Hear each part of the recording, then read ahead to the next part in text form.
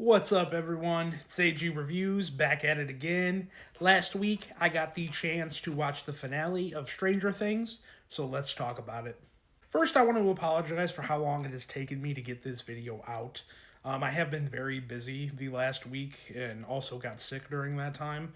So it's been hard for me to take time to, make my videos like I normally do. So I do want to apologize for this being a little bit late. But I actually don't mind the fact that it's about almost a week since the finale where I am recording this because I've kind of had a little bit more time to let it stew, let my thoughts of it kind of evolve.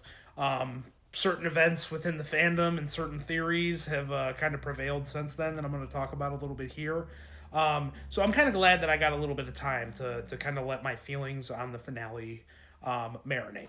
And I'll be honest, if you asked me straight away right after I saw this, I would say that it was such an emotional roller coaster for people who have been, fans of this series from the beginning that I would have said that it was one of the best series finales of all time, which I did. I tweeted that out right after watching it. And while I will say I maybe have taken a little bit of a step back from that opinion, and I don't think it's necessarily one of the greatest series finales of all time, I still think overall it was a emotionally satisfying ending and one that does not, take a lot of risks and ruin and not land the plane at the very last minute. I still think overall, if you've been a fan of this series for the entire run, that this series finale has enough to it that makes it very satisfying and feel like the proper time to now say goodbye and finally end this show. I will say though, season five as a whole was a bit of a rough road for me. I was very happy with the first four episodes that we got with Volume One. I thought that did a great job at putting the stakes front and center, not really taking a break at any point in time, delivering on action, delivering on the big moments. Volume Two, I felt like did everything the opposite direction. I really felt like with Volume 2, it was a lot of character moments. It was very character heavy. A lot of emotional moments that did work for me, as a longtime fan of this series. But it was lacking that sense of urgency and those sense of stakes. Volume 3, I felt like came back to a point where it had a better balance, right? And did what Volume 1 did and then combined it with Volume 2. Where it did feel like a really emotionally satisfying ending to the show. It also did have more urgency when it came to the stakes. I don't think that was entirely prevalent throughout the entire episode, which we're going to get into here in a minute with some of my negatives of the finale. But I do feel overall that the stakes were reestablished here, and there was a big threat. And this really felt like the endgame final moments of this series and of this world. And why I think that this finale works as well as it does is because essentially it is a safe and straightforward finale. It doesn't take any big swings like some other shows in history's past has done, like a Game of Thrones, like a How I Met Your Mother, like a Sopranos. It doesn't really try to do anything that is way outside of the box or makes you think outside of the box.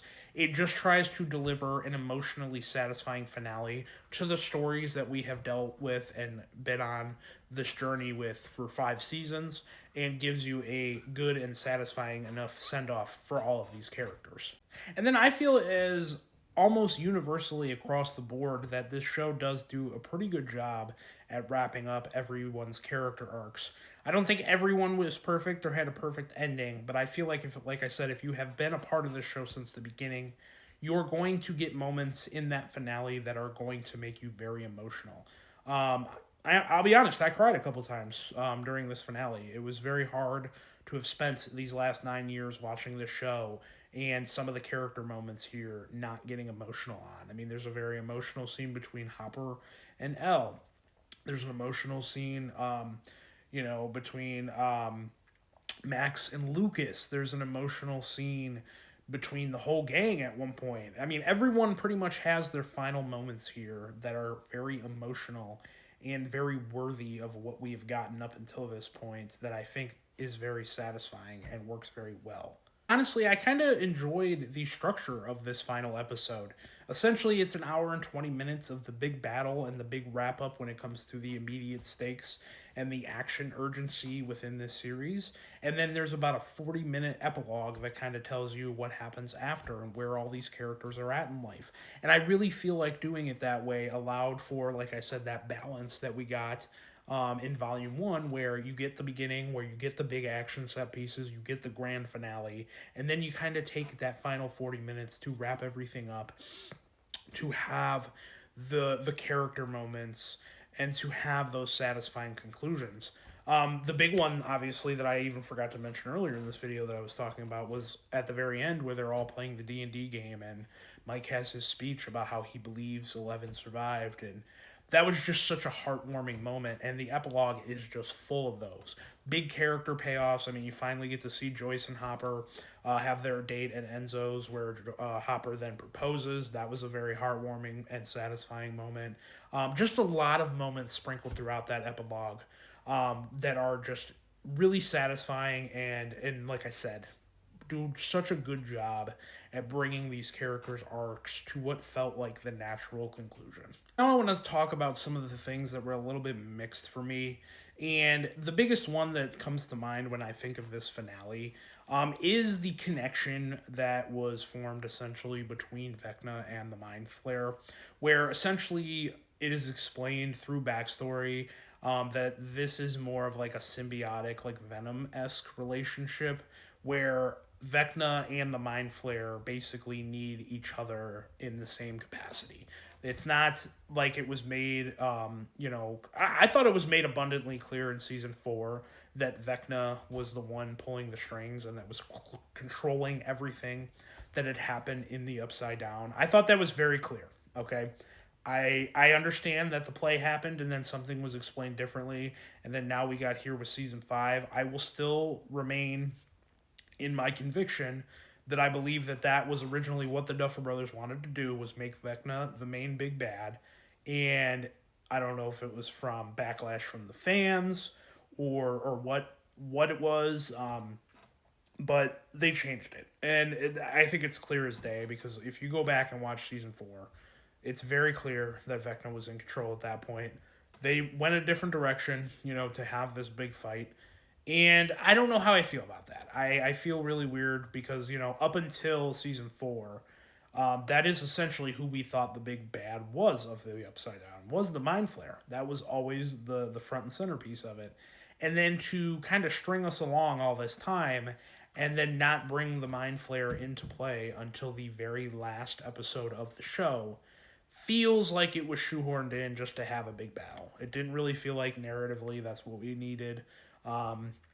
Really, they did a lot of the legwork and set it up in season 4 to be Vecna, and they kind of undo that here. So I wasn't a huge fan of it. I didn't hate it, but I definitely did not like it. That's why it's more in the mixed section than a negative.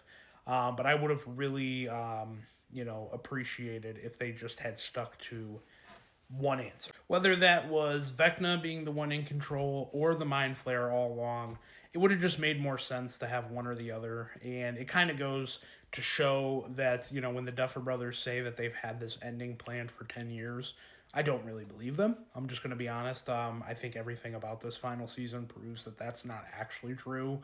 And they just wanted to seem like that they had this more planned out than they really did. Which, if really you look at the greatest shows of all time, they were never planned from the beginning. That is such a hard thing to do in TV, because TV spans over multiple years and has multiple different arcs that these characters go on, that trying to make it seem like you knew all along and you had this big grand scheme to get to the ending that you wanted, it's all a bunch of BS, okay? But overall, I didn't hate what they did there with kind of merging Vecna and the Mind Flayer.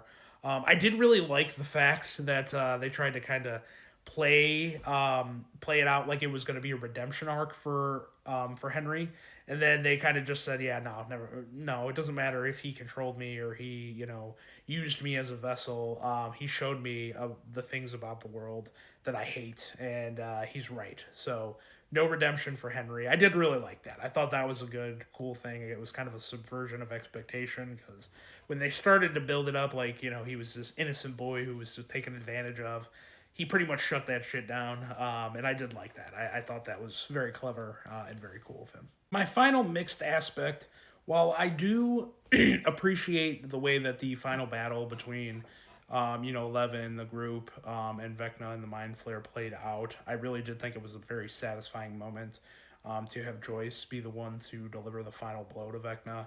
I feel like that made it feel very full circle overall.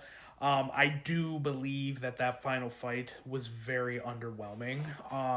Like I said, I didn't really like the fact of how they played the connection between Vecna and the Mind Flayer, and then to decide essentially to wrap up the fight as easily and as quickly as they did. It didn't feel all that satisfying. I really felt like, for this being the epic final battle of Stranger Things, that it should have been a little bit more of a longer, drawn out battle. And when you have a 2-hour finale with 40 minutes of epilogue, feels like you could have cut a little bit out of that epilogue and let this be a more deserving final fight in the Stranger Things universe. But on to my negatives for the finale, and the one that really kind of irritated me more than anything is you have this big, great sacrifice and what seems like a death for 11 that was very emotional. You got a great character moments between 11 and the whole group, right, when they come out of the portal from the Upside Down and they see 11 making that sacrifice. Great emotional moment, struck all the right chords. And then you get the emotional scene at the end with the D&D game, and they kind of try to leave it up for interpretation about whether or not Elle's really dead, and this is just, Mike and the gang coping with her sacrifice, or if it's actually the fact that she really did fake her death, essentially, and go on to live. I didn't like that. Look, this show, I'm one of the people that does not necessarily agree with the fact that people just had to die in this final season to make the stakes really feel big in grand scale. But when you have your main character, because that's what Elle is the main character of this show. When you have her sacrifice herself and die, and you make the audience think she's dead for like 45 minutes, and then you try to kind of play both sides and not really give a definitive answer on if it's true or not, I just don't like that. That's not, you're playing it safe. You're not making a decision and confidently saying that this is what we wanted to do. That's why when I hear them say stuff like they had it planned for 10 years, I don't believe you, because you made this decision and then you undid it within 40 minutes. So I don't really buy that, and I don't really like that. Truthfully, what I think, I do think that Elle is dead, and that is basically a coping story for the gang to just be okay with her sacrifice, which I don't mind. But if that's the case, then you come out and you definitively say that, right? And you definitively make it that way. They tried to play it both ways, and I just don't think it worked. It undermines the moment, because now anytime anyone goes back and watches the sacrifice, you're just going to think, oh, well, she's not really dead, or she is dead, and this is just an elaborate way for, and it's just like, not giving any type of clarification makes things worse. And the Duffer Brothers, since this finale, have really, really been on a run doing that, and I don't really understand, why they don't just keep quiet, let some time in between the finale and the things that they're being asked. Give it some time before you go out and do an interview, because it just doesn't look good, and it's making you look very scattered and not really knowing, like you didn't really know how to wrap this thing up. So yeah, that's just my 2 cents on that. I really did not like the way that they did. In the moment, I really liked Eleven's sacrifice and the way the scene played out. But then when you get the whole picture, it's like I did not really like how they handled that. That really undercut a lot of the dramatic moments, in that scene when you get that at the end. So another negative, by God, the military plotline sucked. Linda Hamilton was a complete waste of a casting. That whole military storyline provided absolutely nothing. It was literally used as essentially a plot device to drive certain points home. It was like in the finale, especially, it was like they only were there to capture them immediately once they get out of the portal to the Upside Down. So that way we have to push Elle's sacrifice right to the forefront. Everything with the military plotline I completely hated. Linda Hamilton was a complete stunt cast. It was completely wasted this season. And then after the finale, all of the characters that murdered fucking military people are just let go and let to live their own lives. Like, I'm sorry, but when you blow up people like Murray and Hopper did, military personnel as well, you go to jail. How do you walk free? He's chief again, which they didn't even explain that. Like, I don't know. Just the logic and the whole incorporation of the military storyline really was terrible this season and was really bad in the finale. Didn't redeem it whatsoever. And you wasted Linda Hamilton. So I'm always going to be mad about that and, give it more negative points for doing something stupid like that than if not. So, yeah, was not a fan at all whatsoever of that military plotline. And even though I talked about how I felt like the urgency and the stakes were back and were much better than they were in Volume 2 here in this finale, it did still have a lot of moments like there were in Volume 2 where essentially, we're in a moment that we're being repeatedly told that there is only a certain amount of time that we can execute a plan. And then characters are stopping and talking and having heart-to-hearts with one another. Obviously, the one that comes to mind is when you get into Dimension X with the group, and Steve and Jonathan all of a sudden have a heart-to-heart as they're leisurely walking, very slowly, not trying to get there with any sense of urgency, and we're having heart-to-hearts between characters. This has been a thing that's annoyed me this season, and it was prevalent here as well. Not as bad, I will say, not as bad as Volume 2, but it was here, and it annoyed me just as much. And I don't really understand why we couldn't take moments like this, spread them out a little bit better, and not save them for moments where clearly we need to keep the stakes going, keep the urgency going. It just didn't make any sense to me why they decided to do it at the moments they did. But honestly, guys, I don't want to overly bash the finale and spend more time on the negatives than the positives, because I think overall I am still satisfied with how this finale wrapped up the series as a whole. Yes, it was a little bit messy. Yes, I think season 5 is one of the weaker seasons. It's in competition with season 2 as my least favorite of the show. I don't know where it's going to rank. I mean, I want to give it a little bit more time before I do another ranking, but it's definitely one of the weaker seasons. I do, though, feel like the finale, at least, while safe, led it to a place where, if you're a longtime fan of this show, you got an emotionally satisfying ending for most of the characters. I feel most of the characters, they did a really good job at wrapping up the arcs and wrapping up the storylines. And, I think, too, this demonstrated that this is the time to stop. I think if this season 5 as a whole kind of shows me that if they were to have continued and kept going, it would have only been diminishing returns from this point. I think this was the good time to say, look, it's been a great run, but we're done here. We can't keep exhausting this. We don't have story to tell.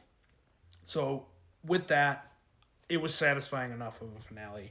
Like I said, will I still call it the greatest of all time, one of the greatest series finales of all time? No, I think when I was very high on the emotion of watching it. I think now that I've calmed down a little bit and had a little more time to process and think about things, it's not as good as I originally thought afterwards, but I still don't think it's as bad. Like, some people are comparing this to Game of Thrones and how that ended. You're out of your mind. That was 100,000% way worse.